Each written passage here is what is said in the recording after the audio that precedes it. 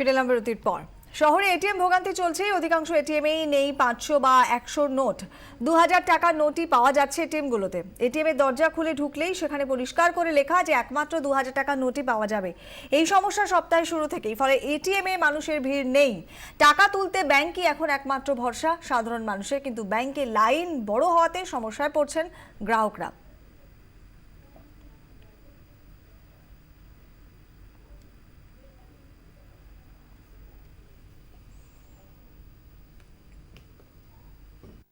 दो 2000 नोट का है, दिक्कत तो है बाजार में चेंज का।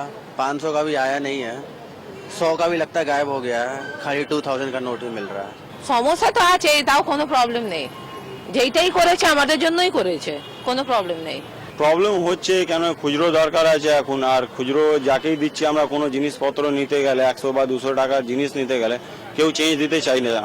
এটিএম থেকে কোনো খুচরো টাকা পাওয়া যায় না, মানে ওই 2000 টাকাই খালি নোট বেরোচ্ছে, তাই আমরা ব্যাংকে লাইন দিয়েছি খুচরোর জন্য। বাজারে তো খুচরো পাওয়া মুশকিল। 200 টাকা 300 টাকার জিনিস নিলে কেউ কি 2000 টাকার এক্সচেঞ্জ দেবে? একটু সমস্যা একটু হচ্ছে, তো কোনো ব্যাপার না, ভালো।